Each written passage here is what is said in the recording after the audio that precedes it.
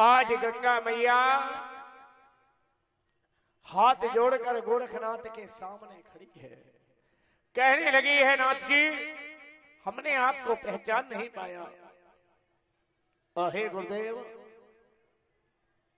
कि क्षमा बड़े न को चाहिए तो छोटी न को अपराध।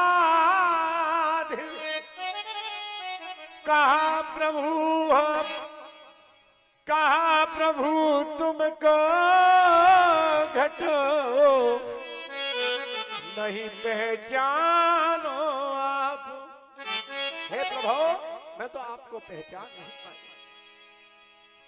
दयालु दया के सागर महायोगी गोरखनाथ, मेरे प्यारे भगवत प्रेमियों,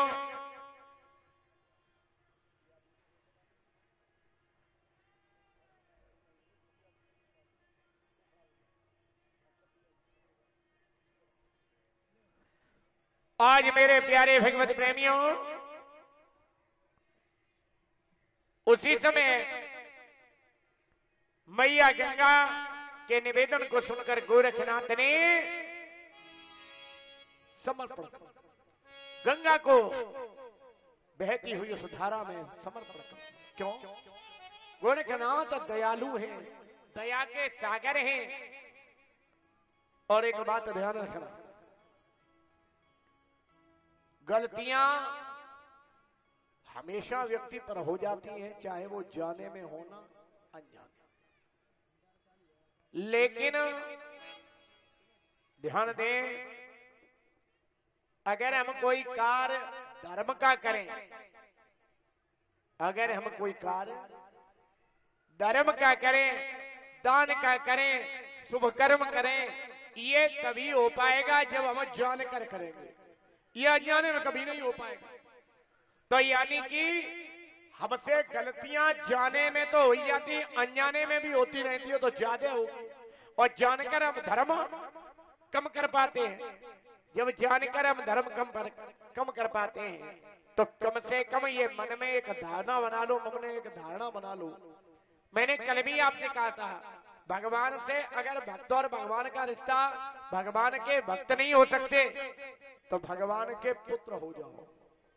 भगवान के अगर पुत्र भी नहीं हो सकते तो भगवान के भाई हो जाओ। भगवान से अपना रिश्ता बना लो। और मैं वादा करता हूं, उससे जो रिश्ता बना लोगे वो तुमसे उसी रिश्ते में तुम्हारे साथ में खड़ा है। मेरे प्यारे भगवत प्रेमियों, आज गोरखनाथ जैसे ही गंगा मैया को कमंडल में से तुमी से जैसे ही गंगा को जलधारा में समर्पण किया है, आज जैसे ही कमंडल में जलधारा में समर्पण किया है, मेरे प्यारे भगवत प्रेमियों, आज तो मैया गंगा गोरखनाथ से हाथ जोड़कर कहने लगी हैं, बोली योगीराज सत्य है, आप हमारे दरवाजे पर आए और जीवन में एक चीज याद रखना। कभी कभार मैंने लोग देखे हैं कि दरवाजे पर अगर कोई भिखारी आ जाता है तो कभी कभार हम क्रोध में आवेश में उसको तमाम गालियां दे देते हो, घर से भगा देते, बोले जाओ कुछ नहीं है मिलने वाला है। और कभी साधु सन्यासी ऋषि योगी तपस्वी बाबा बैरागी ब्राह्मण आचार्य गुरुजन कभी दरवाजे से बगैर दक्षिणा के खाली हाथ नहीं जाते। आज मैया गंगा कहने लगी, गोरखनाथ तुम नाथों में योगी हो, योगियों में योगी हो, 84 सिद्धों में सिद्ध हो, नवनाथों में सिद्ध हो। हमारे पास में आपको देने को कुछ नहीं है, लेकिन फिर भी हम तुम्हें खाली हाथ नहीं जाने। अपनी रेतीली भूमि में हाथ डाला और डालने के बाद में 2 जौ दे दिए हैं। लो बेटा गोरख। गोरखनाथ सोचने लगे, बहुत अच्छा, बोले इन दोनों जो का हम क्या करेंगे, न तुझे खाने के, अरे जो भी हो तो थोड़े बहुत ज्यादा हो, दो जो का मैं क्या करूंगा। कहने लगे हैं हे मैया इन जो का हम क्या करेंगे। कहने लगी गंगा मैया योगीराज तुम संत हो, परंपरा और परपाटी के अंतर्गत और वचन चाहे और पड़ जाए फीका, पर संत वचन पत्थर की लीका। तुम संत हो और संत का वचन पत्थर की लकीर है।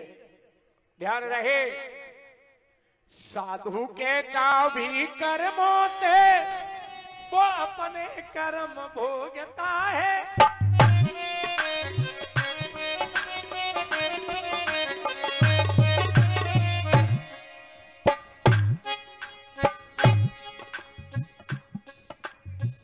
ध्यान रहे अगर किसी का स्वरूप संत और हम उस व्यक्ति की पूजा थोड़ी करते हैं, हम उस भेष की पूजा, क्योंकि भेष ही भगवान है। साधु कहता हो कर्मों से वो अपने कर्म भोगता है। सम्मान करो अपमान न कर, सम्मान करो अपमान न कर, जीवन में धर्म योग्यता है।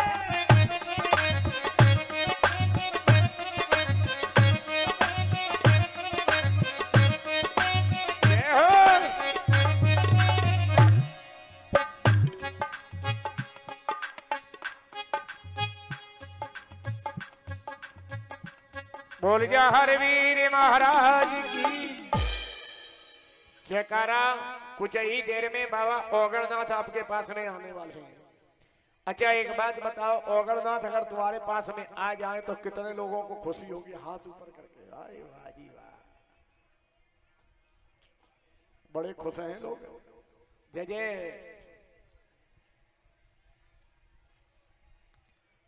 आज गोरखनाथ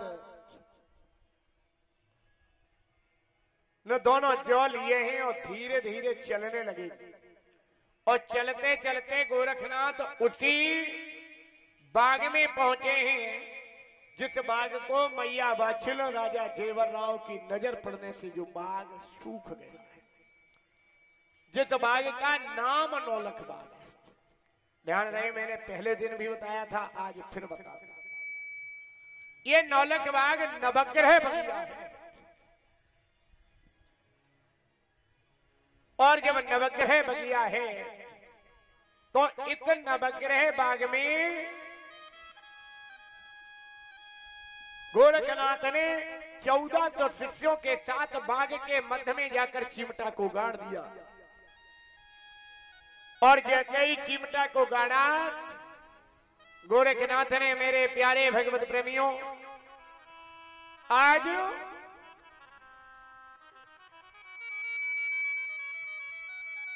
योगी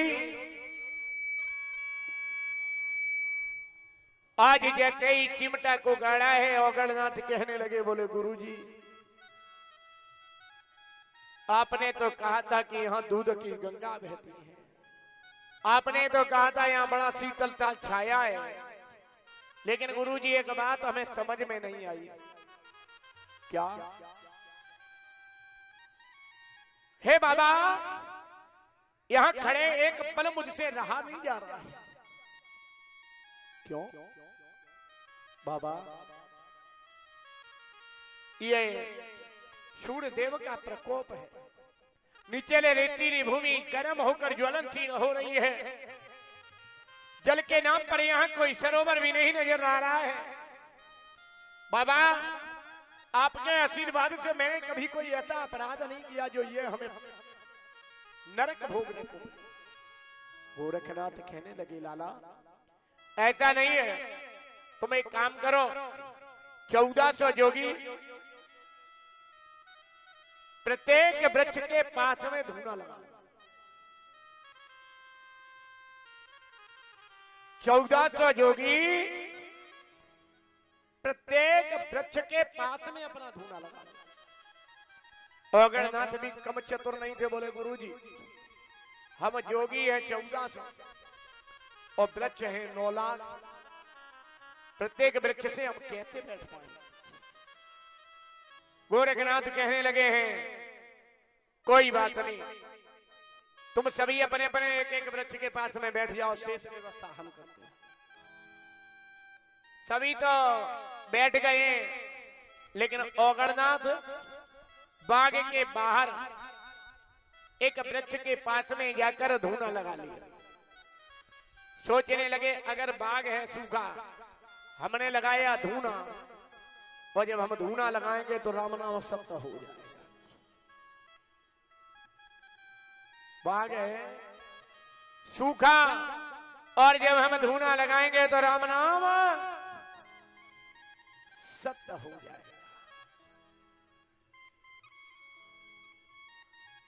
मेरे प्यारे भगवत प्रेमियों,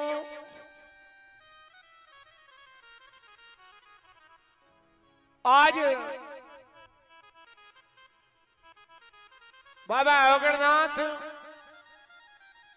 बाग के बाहर बैठ गए हैं, और जैसे ही बाग के बाहर अगरनाथ बैठे हैं, मेरे प्यारे भगवत प्रेमियों, आज महायोगी अगरनाथ गोरखनाथ के देखा कि सभी शिष्य बैठे हैं, लेकिन अगरनाथ नजर नहीं आ रहा। जैसे ही देखा है कि सभी शिष्य बैठे हैं, अगरनाथ नजर नहीं आ रहे हैं, नजर बाहर दौड़ी, और यहां पर अगरनाथ एक धूने पर बैठे हैं। गोरखनाथ ने पहुंचे, बोले लाला तुम्हें ये बताओ बाग के बाहर क्यों बैठे। अगरनाथ ने हाथ जोड़ दिए, बोले गुरुजी इस संसार में ऐसा कौन है जिसे भला मरने से डर न लगता। अरे हम कोई विलक्षण हो रही है। बोले ऐसा क्या बात है। बोले गुरुजी एक व्यक्ति को जलाने के लिए आधे वृक्ष बहुत हुए, और ये तो 1400 तो है, 9 लाख पेड़ है। महाराज आग अगर लग गई तो इसमें से एक भी कहीं हड्डी भी बचने वाली नहीं है। पता नहीं लगेगा कि या मैं कहां थे चिमटा नाथ, कहां थे अगरनाथ, कहां थे छुलौटा नाथ, सब नाथ एक ही है जाएंगे। इसलिए बाबा एक निवेदन है, हमें मालूम है कि आप साधारण संत नहीं हैं, आप करामाती योगी हैं। हमें मालूम है आप साधारण योगी नहीं हैं, आप करामाती हैं। तुम्हारी करामात का कभी किसी ने पार नहीं पाया। इसलिए गुरुदेव तुम्हारा कुछ नहीं होगा और हम व्यर्थ में चले जाएंगे।